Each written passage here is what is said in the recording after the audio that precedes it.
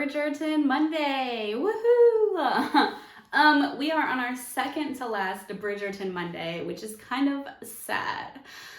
But I am excited that we have gotten through almost all of the series and we have come upon my second favorite book in the series, which is called It's in His Kiss. Again, let me point out how beautiful the cover is. Love this cover.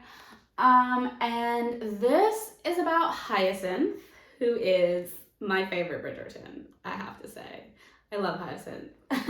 She is so cute and funny and witty and smart and just like, I have so many good things to say about Hyacinth. I can't even tell you. So yeah, go Hyacinth. Gareth is the main male lead in this book, so don't want to forget about him.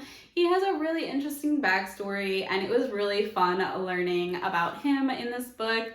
And there is a lot that goes on in this book. There is a lot of like crime and sneaking around and crazy stuff that goes on in this book that did not go on in the other books. So that was really fun to read about. I was gonna say to watch, but it's kind of like I'm watching it in my mind. But Hyacinth is so much fun. I always have so much fun reading about Hyacinth.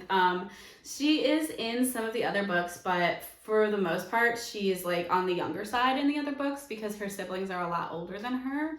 So we really don't get like her full like wit and like charm and cuteness until we read this book.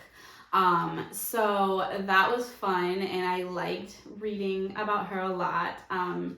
She is also in the 8th book and I was really happy to see her there because when this book ended, I actually got like book sadness when I finished this book and I didn't even like really want to read any other books for a while because I was just so sad that this book was over. I probably wouldn't really get to read about her very much more. And I was almost done with the series at this point, and I was getting kind of sad that like the series was gonna be over soon too, because like that just makes me sad in and of itself. Because I mean, I don't know about you, but I kind of get like really committed to my series when I'm reading so many. I mean, there's 8 books in this series, so you kind of get like really into it and really attached to it almost.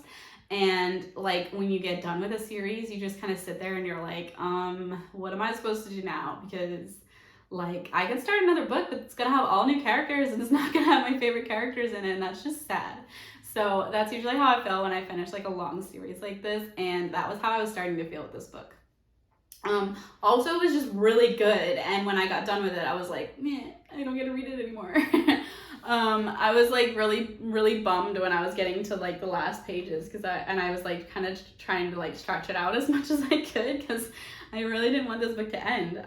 Yeah, so definitely run out and make sure you grab this book and read it as soon as possible because it is really just that good. Gareth has a lot of big secrets behind him. His father really does not like him at all, and so that's kind of given him like a bit of a hard life.